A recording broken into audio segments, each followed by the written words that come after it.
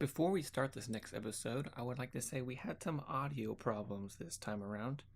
So, the clip following after this will be the almost unedited audio from our stream on Sunday night.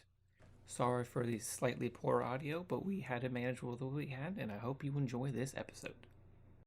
I don't get languages. Okay. Let's start this bad boy up. Welcome to Now You Know Destiny, everybody. We have been away for an extra week, but we are back today. I am Vulshok, your resident warlock, with the sweet, sweet new coat. Oh, it's so good looking. And I am LostAngel of Havoc, the hunter that will always and forever be doing it for that glimmer, because you know what I'm saying. It's that glimmer, you know. And I'm Frog, the hunter who stays in the back to get your back. Just don't stab me in the back. Well, don't get in the way. Because I am That's how outnumbered here. We got 2 hunters and 1 warlock. That's how we say hello. No. It's a hunter thing, okay? You're gonna put you wouldn't a tear understand. in my coat. I don't want to not look like a pimp. Listen, Look like this came out of a hunters thrift shop. hunters will usually be involved in explosions, and that is the occupational hazard you Wow. accept I feel when like you sign them explosions onto are your more- fire team. I feel like explosions are more of the Titan field. The difference is that hunters will be starting explosions from far away. Titans are in the middle of the explosion to take advantage of the chaos. So what? So hunters walk away from explosions, but Titans are the explosion, I can work with that, yeah. and Yeah. warlocks made the Titan become the explosion. Warlocks are just sitting on the sideline with their face in their hands wondering what the hell his fire team is doing. That's not inaccurate. Yep, that's my specialty. All right. Today we will be talking about our favorite and other people's not so favorite Warmind. Ooh. Ooh, ooh, ooh.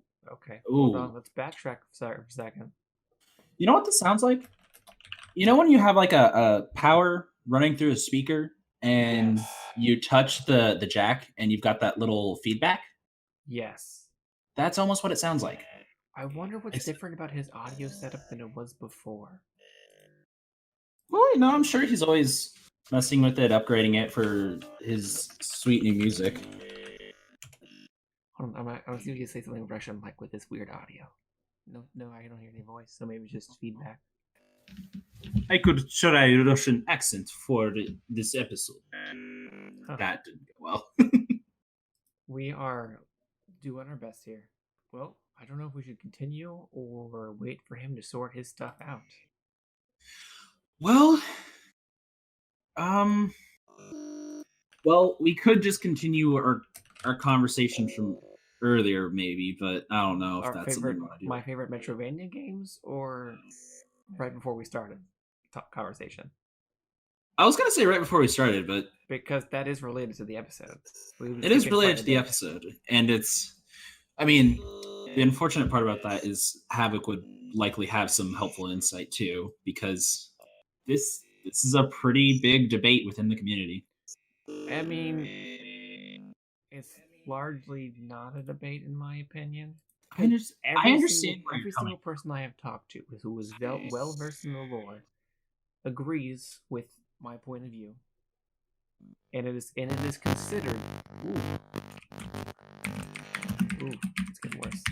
And it is considered the main point of view of like 90% of the lore community. It's just still considered a hot topic for some people.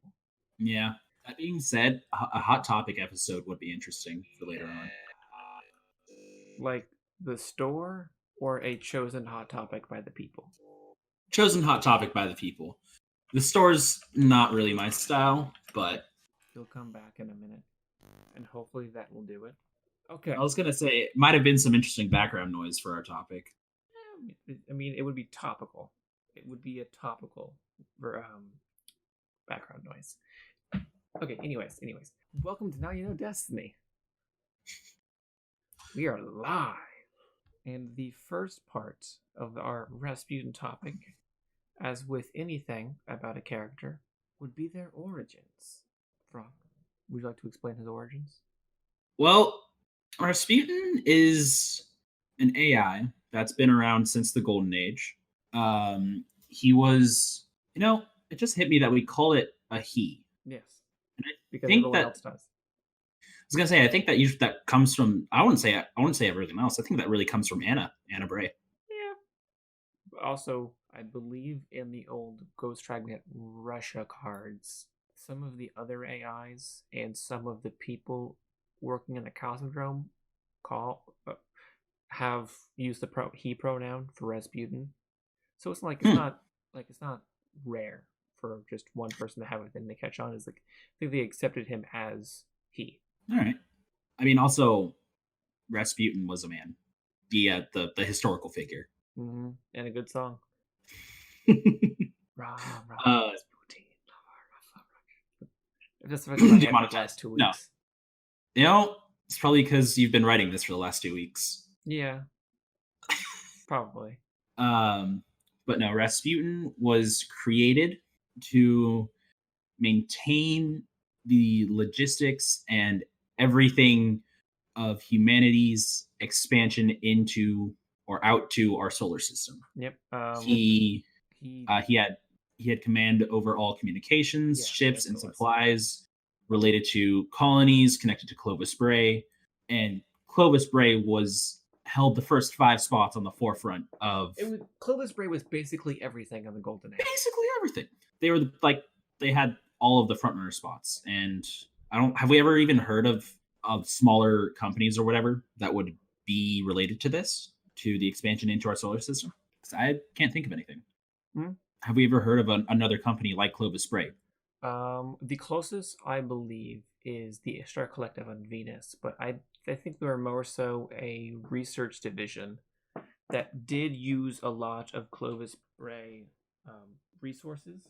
So if I remember correctly, they were a research group under Clovis Bray to it was like their parent company in a way, if I remember correctly. Right, they were a subsidiary or something like that. Yeah, which again still would have given Rasputin access to their data. Yes, which they did allow him to during that time. I don't really know if there was any other company other than Clovis Bray, because Clovis Bray basically was the Disney of the Golden Age. Owned everything. He had his hands in everything. Yeah. I think partly because the engram encryption state of matter that they discovered basically put them on the top of the game. Yeah. And if you it was such a big deal that even like a Total Bar podcast 2,000 years after the Golden Age, it is still the currency. Glimmer is uncoded, programmed matter, encrypted matter. Like you can use Glimmer to make stuff. It's not just like this is money. Like this is literally stuff we can build into guns, bullets, buildings. Raw programmable matter. You all have to do that you can do whatever you want with it. Into what you want. Is it even encrypted? Yes. Okay. Yeah, engrams are encrypted. Glimmer is not it's still encrypted a bit because the state of matter is encrypted. It has to be encrypted into the form of Glimmer as we see it. Yes. It's that can be so easily changed. It could be considered like its base state, with the engram being a more advanced encryption system, and Ziva being an even more advanced encryption system. Because Ziva was just programmed matter taken to the next level, which is something Rasputin did have control over. But we will talk about that a little later. Among everything that Rasputin got to control, he controls a network of war satellites, what we have been known as warsats. Easy. These warsats are defined to interface with any command from Rasputin. They were used as communication relays, and much like their name of war satellites, they were used as defense nodes. They are equipped with all kinds of weapons that Rasputin and Clovis Bray made with the purpose of protecting human expansion out into the solar system. Yes. And before we get too far from the beginning, it is a slight theory that the Ares 1 mission, who Dr. M. Miley, I'm not really good at pronouncing things. Mihailova. Mihailova, let's just go with that, of the Ares 1 project, she created an AI that like did all of the logistics of the program and basically ran the shuttle, and its name was R. Now, that is a very large branch to go over to say that this was a proto Rasputin, but we also don't know who was involved in developing the AI Rasputin completely. We know that later on, Anna Bray was his teacher, but she was not his inventor. Right. And yeah, it's a very, I think it's a fairly commonly accepted theory, but it's not There's proven. not much proof to the theory, but it's still a nice thought because it shows that we didn't go from just like Alexa to Rasputin. We had a middle step, which was And still advanced for its time, 100 years in the future. There is the Russian connection between Mihailova and Rasputin. Yes. So I believe Mihailova is a Russian name. Whenever I try to pronounce it, I can't help but slip into some kind of pseudo-Russian accent. Oh, yeah, I can see that. So Rasputin, his mainframe, his mind lab, was built in the Hellas Basin on Mars, and at this point, he's basically a newborn baby, but no information, no language. He is a blank slate with unlimited potential. And the first things his inventors try to do is convert their knowledge and lifetime of expertise into rules for the Warmind. And this is where Anna Bray steps in. She thought there was a terrible idea. If you're going to make something this powerful and you're going to limit it by your rationality, why even make an AI that powerful in the first place? What Anna Bray does is she treats it like a newborn child. She doesn't impose anything upon Rasputin. She gives him everything. Yes. She gives him every work of literature that's ever existed in at least human cultures. Every language. Every language. Every story. Every screenplay. Every movie. Every book. Every song. Every script ever written and recorded in human history, no matter the language, was given to Rasputin. Now, we can imagine that among this was every work of human philosophy. Yes.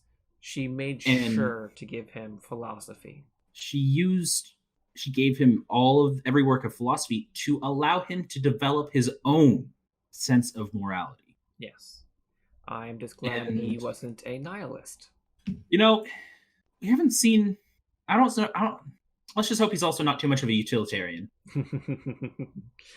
That can get tricky too. One of the reasons why Anna did this was because her field of expertise was she was a psycholinguist. I'm not going to say the branch name of that because it's like psycholingology or something like that, which basically is the study of how language can lead to independent thought. So she was very well versed in how even this information would develop a mind, especially a mind this advanced, so close to a human's, but so much better at calculations and memorizing everything. It needed to develop a morality sense and personality that humans wouldn't think was the Terminator. A good show of his learning was after she gave him comedies from Shakespeare to their present day. Afterwards, she discovered he had a joke. Of all things, he makes a joke. Yes. 2 quantum entangled particles walk into a neutron star. One said, "Can you point me towards the soap radio?" It's not a great joke, but for someone who was probably alive for a week, it's a good joke. Now, I haven't looked into this joke too much, but is there some sort of punchline? Because to me, it just feels like 2 sentences stuck together that don't really relate. Yes. It's very reminiscent of 2 men walk into a bar. Right. That's one of the most common jokes ever, and that's probably why it was his first joke. It was probably his first template. He saw, 2 things walk into an area. There's a punchline afterwards. I have this 2 quantum entangled particles walk into a neutron star. That's my 2 things walk into a place. One said punchline. Now, for someone, See, the thing is, it's very likely that the soap radio part was a reference to something, given the fact that Rasputin now has access to literally everything that has ever been in human literature and comedy. So, after a quick Google search of just soap radio, we have Wikipedia telling us that no soap radio is a form of practical joke and an example of surreal comedy. The joke is a prank whereby the punchline has no relation to the body of the joke. so this was an actual joke. It was kind of meta. That's really meta. Yeah. Point me towards the soap radio. Wow, Okay. that's interesting. Now that I understand this, I'm actually laughing. Oh gosh. Well, you know, at least it was a good joke. And after this, I would say benchmark, this first step, Anna starts giving him hypotheticals, asking him if he had to choose many at the cost of one, or try to save them all with the risk of losing them all, to see what his answer was. Now, we don't know the answer, but he did tell Anna his answer, and she saw that as a fitting enough answer to continue teaching him. And now this goes on for a while. We don't know exactly how long, but at one point, she's running experiments to test if Rasputin can understand, comprehend, and deal with corrupted data from anywhere in his Warsat network. Now, to my knowledge, he wasn't connected to this network yet, so it was like a he was given data third hand or second hand. And not only did he learn to understand corrupt data, he knew exactly which Warsat had that corrupt data, and he fixed it. Like, it wasn't just, let me locate the problem based on points. He felt the corruption in developed a certain sense parts of in intuition. his network, and he developed an intuition. And AI had intuition. Now, from what you just said, I agree with. There's no way he was actually connected to the Warsat network. Yes, because but at the same a time, few entries later, they connect him to the everything. Right, and there's no way you give a budding AI access to every defense satellite in the solar system. I wonder, it's more of a logistics thing that's probably just bogging me down. In order to give all of the data from the entire Warsat network, that must have required a very large flash drive. Okay, so based on the center point inside the mine lab, Warsats are not only they are communication nodes and defense nodes, but this would also mean that they have a massive amount of processing data in each one. Because you think, among this network, you're getting billions, trillions of communications per second from across a inner solar system. And he's not stressing it at all.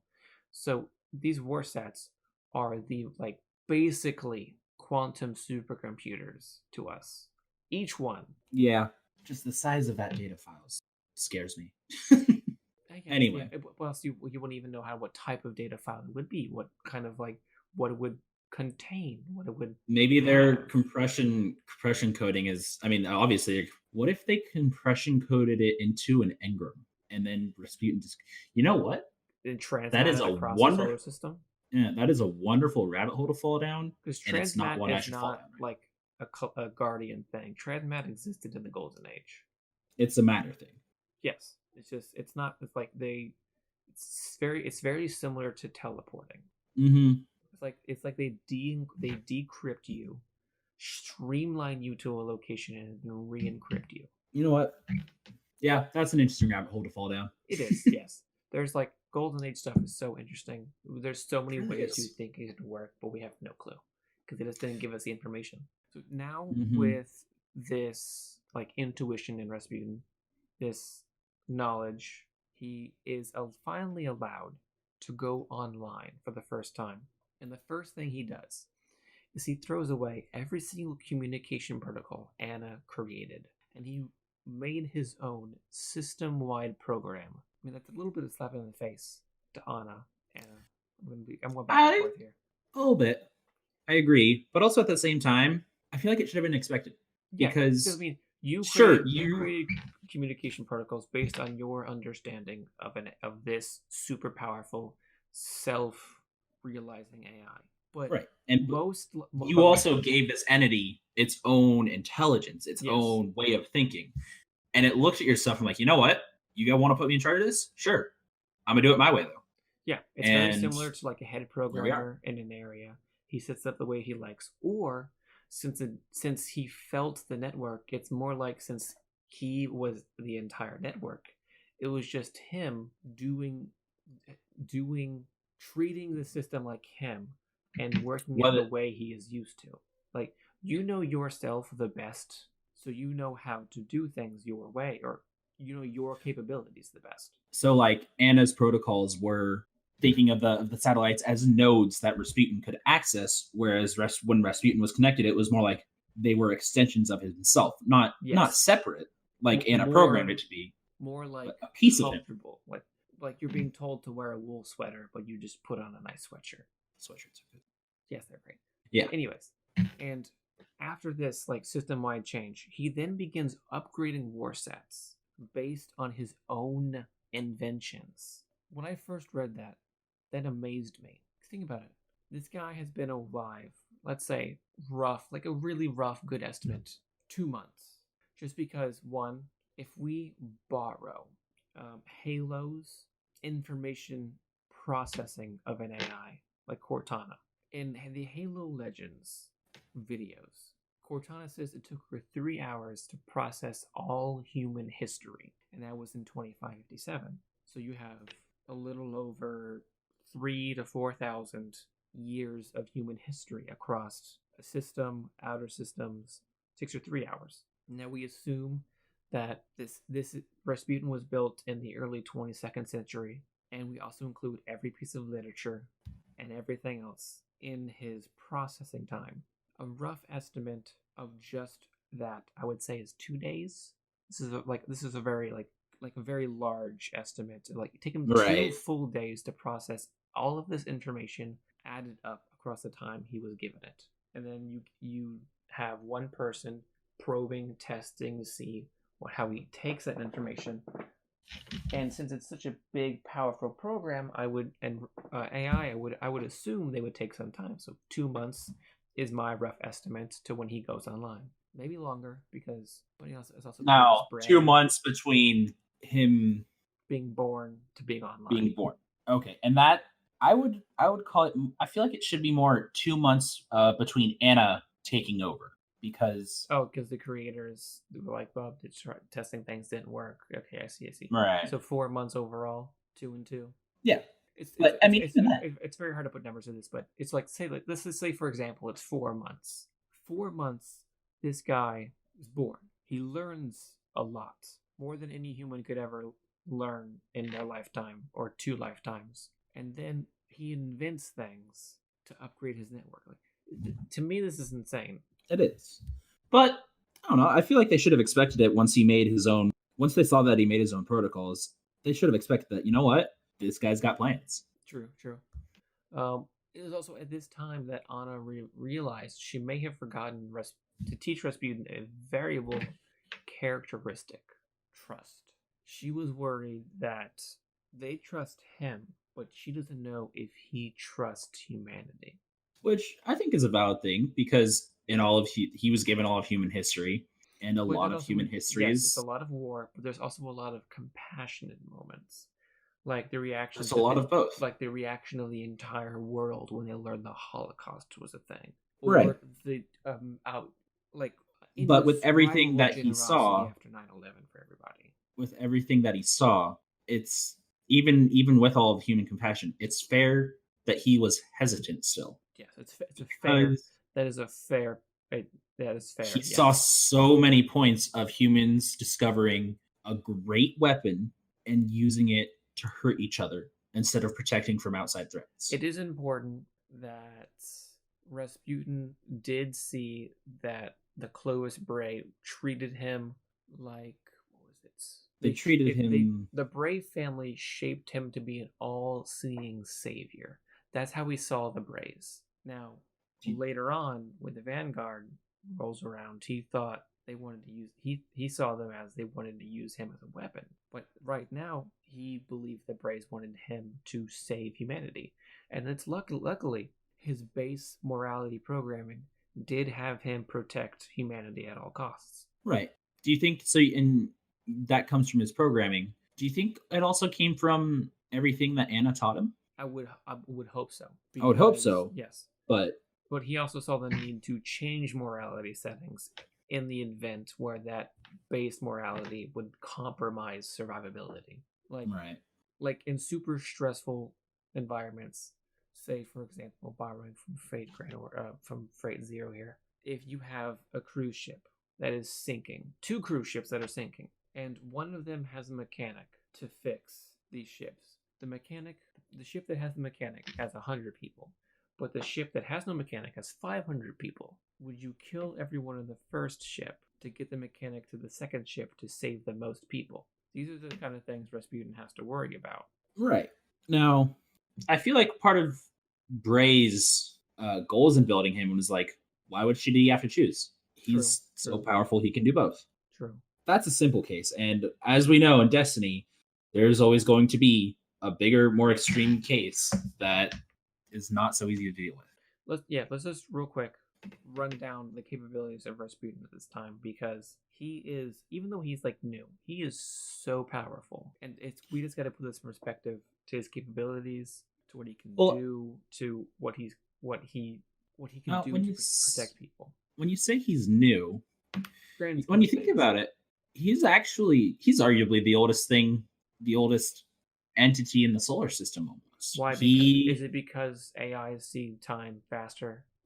No, not at all. I'm thinking like in terms of human time, because everyone after the collapse is either like okay. So humans after the Golden Age, yes, he is the oldest in the solar system. But during the Golden Age, he's still new. I'm jumping ahead a bit. Excuse me. Yeah. So a quick rundown of like the specs of Rasputin here. He has control over every weapon in the solar system, both developed by him and Clovis Bray. He has control over all communications from anywhere in the solar system. He has free reign all over ship travel under Clovis Bray, and related to expanding humanity's reach and colonists. He has access to all prototype weapons, tech, and experiments not finished or still in the idea phase for Clovis Bray. He has access to all of their experiments and research. He can process data at super luminal speeds, which I take that as almost processing information at the speed of light, almost. And, though developed a little later, he has control over all exos who do not possess free will. And he also has access to all the warsats. And these warsat specs, they have the ability to connect to Rasputin through the use of their communication relays from any point in the solar system, like nerve endings. They have kinetic superconductor shields, and their weaponry is made to defend their locations or assigned areas. Now, iffy on what their weapons are, but I believe it is laser based.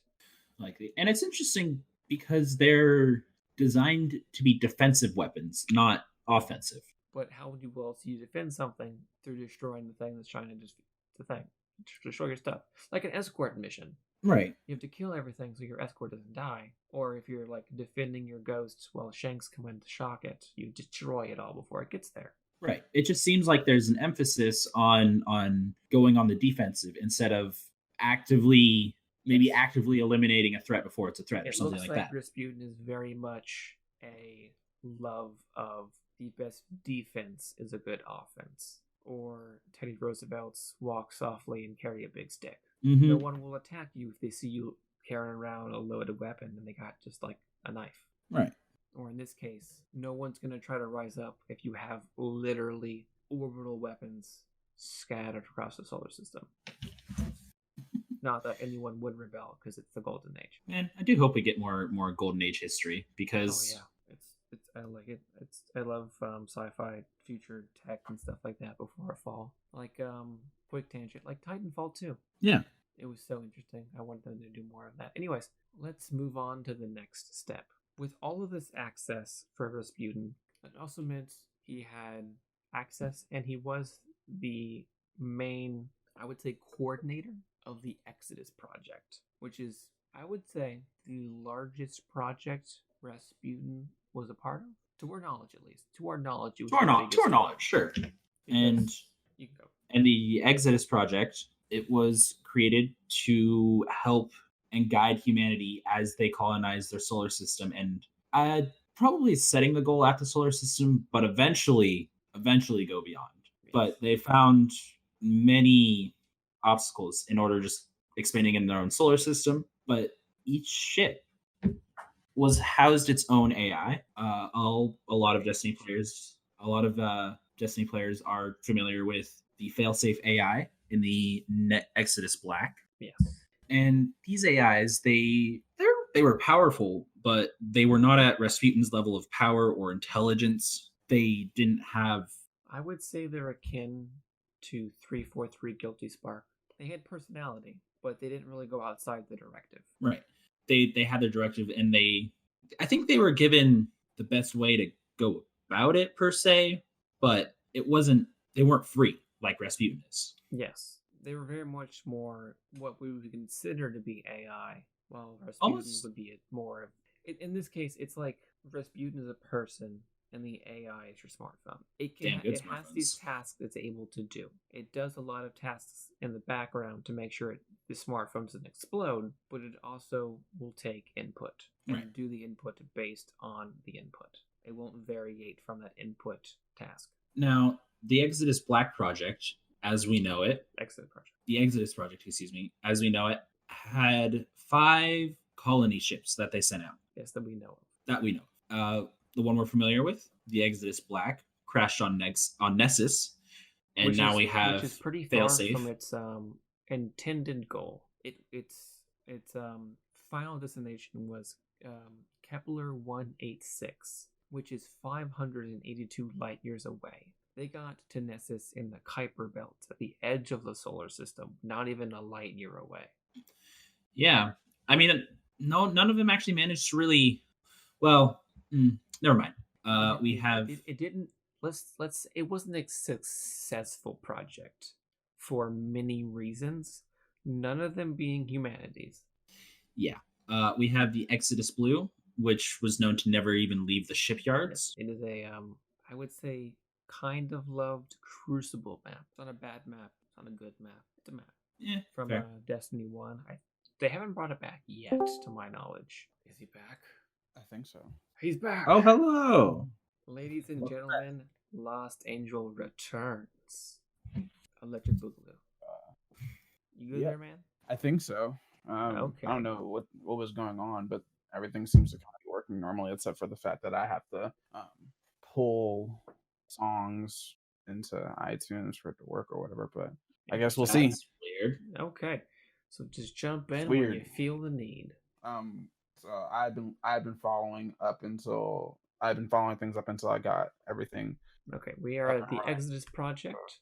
We are about to talk about Exodus White, the third ship that we know about. It never left the Cosmodrome either. It is also the ship in Taken King where you get the stealth tech Cade sends you to. Right. And then now we have the Exodus Green, or how do you say that second name for it? Yangli Wei. Yes. It was the ship Marasov was on, and its goal was leaving the solar system. Now, we don't know exactly where it was going. We just know they wanted to find a place the Traveler had no presence on. Because, if my information is correct, they did not like the Traveler. I don't think that they had a problem with the Traveler. So I think they were hesitant about it, though. Possibly, but I think they were on a colony mission like any of the other Exodus projects. It's just that they had to make a decision when they were at the edge and the darkness showed up, because basically it was like, okay, well, this seems to be a force that is in direct opposition of the Traveler, and here we are literally sitting right in front of it. Probably the best idea is at least say we're neutral and we're not really associated with them, where we've branched off to something else. So find a way to keep yourself out of the crossfire. Exactly. Yeah. Easier to stay alive and, try to say I'm celestial force enters your solar system a few hundred years after another celestial force enters your solar system. You can pretty much assume what the second one is there for. Absolutely. I mean, to be completely honest, from a completely non-biased standpoint, I can't say I blame them. Oh yeah, of course. Oh no, of course. I think there's a lot of decisions that got made during the collapse, about different bodies of power, including Rasputin. But I think at that particular situation, I think everybody was just kind of trying to make the best decision possible. Yeah, I get you. And now, the final ship that we know about is Exodus Red. Right. It's a big limb to go on and say we know about the Exodus Red because we have know no information on nothing. it. We just know that it was a ship, and We it's don't- not like these ships were like the same size or anything. Right. The Exodus Green ship, Yangli Wei, had a crew of 900 and 40,000 colonists, I believe, in cryo, while the Exodus Black only had 600 people, and their goal was Kepler 186. That is a very large deviation of people. So that means the ships must have been different sizes. It's very possible that the size of the ships, I don't want to say cargo, but like, I mean, it's very possible to, say that the ships were sized and staffed according to what their missions were. So I imagine like the ships that were colony ships would of course have, you know, large crews and exceptionally large passenger numbers, whereas a ship that was just going to like research or something would probably have substantially smaller. But again, these are all also massively large ships, like Right. this Black covers almost the entire landscape of the playable areas of Nessus. Like that entire map, you're for the most part on failsafe for this for most of it. So at least like part of it. So oh man, I could totally do numbers on that.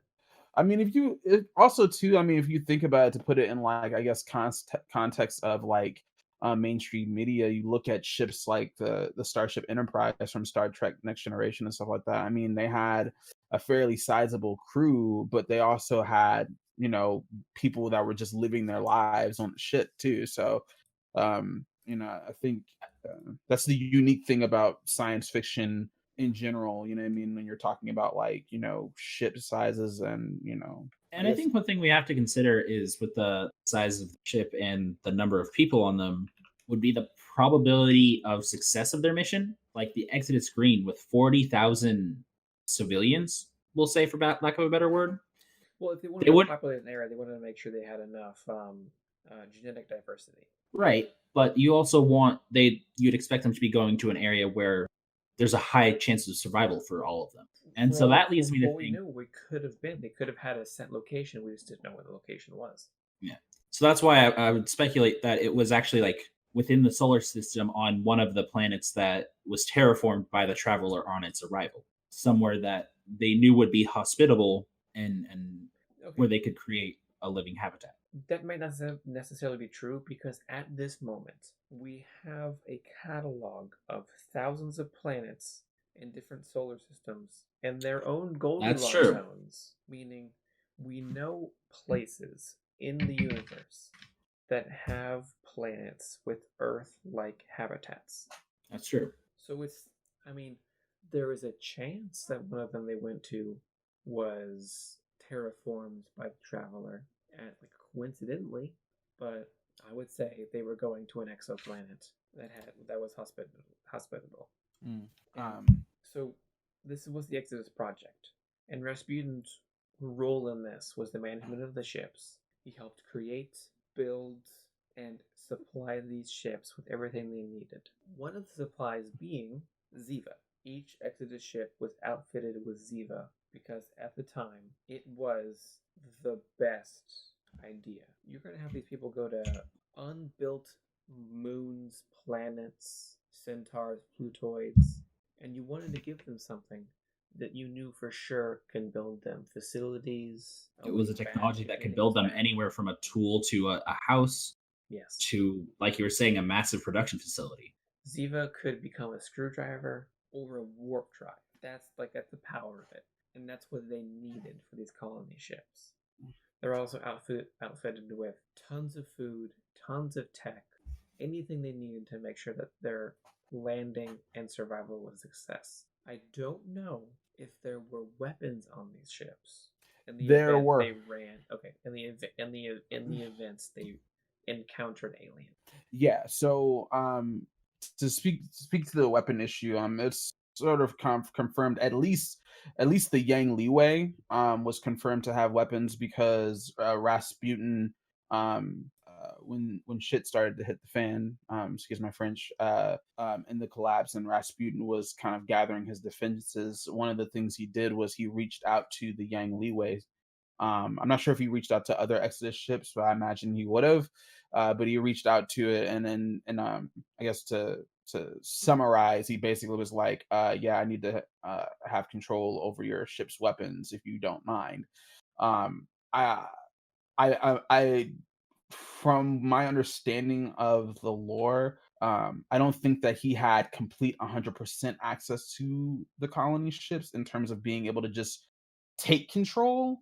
I He believe probably that there's had to follow a protocol just yeah, so the people in control of the ships didn't wouldn't get mad. yeah, and this also could have been prior to him abandoning the protocols to protect human life as well. Oh He yeah, could have still it had definitely would to have been beforehand. Because, yeah, for example, yeah, Rasputin talked to Yang Liwei as the darkness was entering the solar system, right. and then Um him changing his morality would have been. yeah. But I mean, if we're going into the weapons of Rasputin, I mean, man, my code name for Rasputin, whenever I explain it to anybody that's not really familiar with Destiny, I have a lot of really good friends and stuff that just kind of enjoy how into the game I am. And I basically explain it to them that Rasputin is essentially Skynet on crack. I remember you said um, that. I remember you. I don't know. I feel like that's still undercutting it a bit. I just I don't mean, feel like there's Skynet really doesn't. anything else in popular Skynet doesn't culture that invent weapons; they use the weapons they had. right. And that's again I mean, Skynet on I crack. mean, maybe I guess if you would consider creating a Terminator as inventing. Well, maybe I guess maybe something like a cross between uh the artificial intelligences of the Matrix coupled with something like Skynet, I guess you could say. But anyway, um, the unique thing about Rasputin was the weapons that he created were things that he, uh, from my understanding, The weapons he made were not dreamed of only them based off of. Didn't he dream of them based off of anticipating outcomes? he created a lot of weapons for specific things. Yes, Right. but Right. There's a lot of his weapons were be able to use by hand remote launches, but some of his weapons were created for human hands, like Right. the sleeper Ikelos simulant. Shadi. The sleeper boy. simulant, which was created under his Devolin Forge protocol. Yes. All the Aikilos line of weapons were created under the Devolin Forge protocol. And this protocol not only was to create these weapons, but to arm every, on a limb here, military and civilian with these weapons. And at the time, it was the sleeper simulant was created to arm every human with a linear fusion rifle in the event that the entire solar system was under threat. Imagine Which it that. turns out he Imagine was that correct. for a moment. Imagine that, like a Revolutionary War line of people just firing sleeper simulant at some hive, or Fallen, or Cabal. Just imagine go the very devastation. Or if you want to get some, like, just to be funny, say you rubber banded the barrels of sleeper simulants together, tied strings around all their triggers, and pulled it like a cannon. You would have like a barrel of sleeper simulant shots ricocheting in a line like a juggernaut.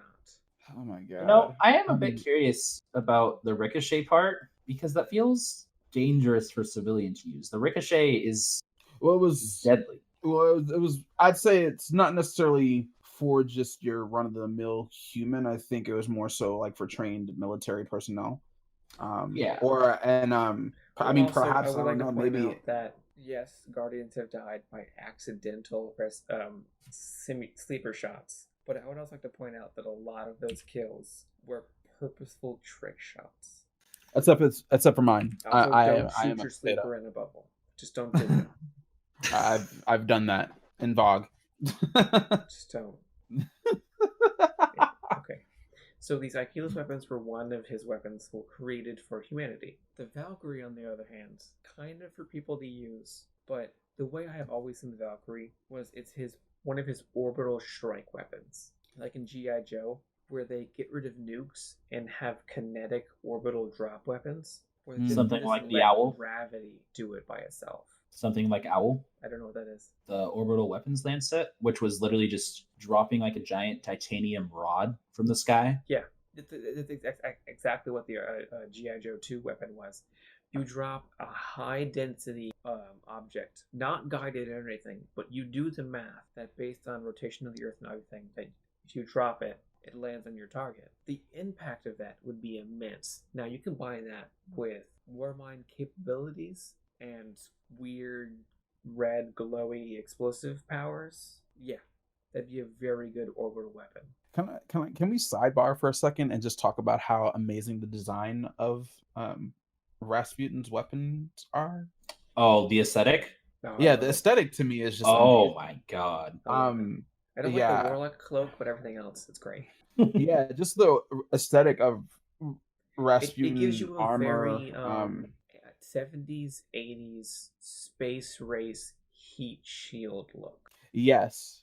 Which oh my god. That'd be hilarious if when given all of humanity's history, he saw the 80s space race look and it was like, hell, this is it. But then this is me. It also added a very polygonal look to it. That's personally why I like it. I love the polygonal heavy geometry focus. Yeah, I mean that's my favorite part of. I have beauty in shapes. Yeah, I mean it's weird because like my taste in general, like I like a lot of pretty ceremonial type designs and stuff like that. But it's something about like the Rasputin stuff that just looks so badass, like it's ridiculous. Because it's futuristic. For me, I like it because it looks sleek. It looks clean. Yeah, it's clean, but also it's not dirty looking. Like you don't. Most futuristic stuff is like a clean, never gets like cyberpunk. No, not like cyberpunk. I'm more like cyberpunk would be like the slums, but then the fancy people who have rooms of all white, not a speck of dirt, everything's shiny. It like Rasputin stuff has that feel, but in like black. It has that feel, but better. Yes, like he just looked at like sci-fi white settings, like I'm you but better. Anyways, the aesthetic of the Warmind stuff is amazing because the Valkyrie looks great. The Sleeper looks great. Achilles weapons look great. My opinion of the armor is that Guardians made it based on the weapons. We have 2 more weapons to cover that we know of Rasputin's weapons. And quick side note, the weapons that Rasputin created were in what was called the Hephaestus, which is the Greek god of, I would say, invention or black. He was the Greek god of the forge, is how it's usually described. He was like the blacksmith of the gods. He created the godly weapons. Yep. Even the lightning bolt. Something Zeus summoned. Like I know he made. And that's Zeus was the god of lightning, and then if I recall correctly, Hephaestus made a lightning bolt for Zeus to channel. I can't remember if it was more symbolic of lightning or he forged while we're on the lightning topic of Greek mythology, one of Rasputin's winter weapons was called the Hades Flame. Now we have no information on this. If I remember my Greek mythology correctly, the flames of Hades never stopped burning. Like it was an unstoppable fire. There was I don't know if it was the flames of Hades, but there was also Greek fire, which is fire that could burn even underwater. Yeah, Greek fire. Which is that a real thing? I don't know. Like I know flares burn underwater because their temperature is so high they boil the water around it. Right, but flares have some extra bits. I don't know. There's actually a lot of old Greek and Roman inventions that we don't understand. Like Roman concrete is far superior to what we have today, but we have been unable to find it was a real thing. The recipe for it. It ignited on contact with water. They think it was a combination of napalm and quicklime. So the flames of Hades, actually, sorry. It looks like more specifically... it was petroleum and oil. was used as an ingredient. Or they thought it was a combination of quicklime, saltpeter, word I don't know, sulfur, resin, and pitch. Sorry, what was that, Havoc? No, I'm saying so there was actually one of the 5 rivers of Hades, or the underworld, of Greek mythology, is called Phlegethon. I probably just butchered that, but its English translation is flaming, and it's a stream. It's described as a stream of fire which coils around the earth and flows into the depths of Tartarus, and it runs parallel to the river Styx. And ironically, there's a connection between the goddess Styx and the river. But So that was just that off makes a me quick Google imagine that search. the Hades flame weapon is a laser-based weapon that ignites everything it touches, like a magnifying glass, just super powerful. It could be the weapon that he used to destroy that shuttle, but that's getting ahead of ourselves. Possible, or he just had a war set equipped with a sleeper stimulant. It's possible. Just a really big sleeper stimulant. Yes. Picture Halo Mac cannon sized. So for our last known weapon, named weapon of Rasputin's, is the Aurora Knives. To our knowledge, this is the most powerful weapon under Rasputin's Hephaestus Index, under his arsenal, and it is described as a cadiometric weapon. This definition of a weapon was only once used in the Books of Sorrows, that the Ecumen Council used against the Taken King, Oryx, and his hive. The word cadio means to cut, kill, to fall, but there's also a secondary definition that means heavenly or of a god. So that means basically that this cadiometric weaponry was created to kill a god or a being of godlike status. So this is probably it's probably an orbital defense weapon then. Yes. I wouldn't say it's just orbital, but I'd feel like it'd be a solar system defense weapon. Something that could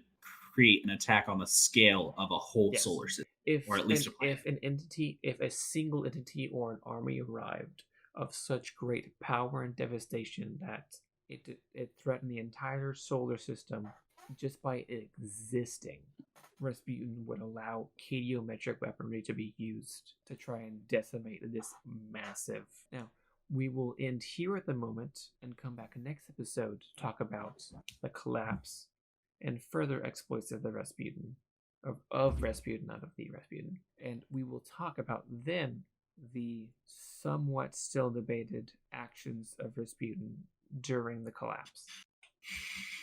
Personally, he didn't shoot the traveler, but we'll cover that next episode. We'll end right there. Yes. What do you mean? What do you mean, Vulshok? That is controversy, sir. We can take this off stream. Find out on next episode of Did You Know Destiny? Now you know Destiny. Now I don't. Excuse me. And this was his best Dragon Ball Z impression. Okay, so if we want to follow the Dragon Ball Z style of ending, would be stay tuned for this next episode of Now You Know Destiny, titled Rasputin Didn't Shoot the Traveler. Because there was an episode of Dragon Ball Z where it says, "Can Goku defeat Frieza?" Stay tuned for this next episode of Dragon Ball Z, titled Goku Defeats Frieza. Yeah. Like, what's the point of naming a title or the suspense if you're just gonna name the title what happens? Yeah. Anyway, okay. We'll see you guys all next time. Hopefully in 2 weeks, not 3. Right. But we never know. Schedules are crazy. Life happens. And yes. Life happens. Life happens. All right. See you guys later. Thanks for stopping by. Hey, sorry. Oh, wow. Thank you all for listening.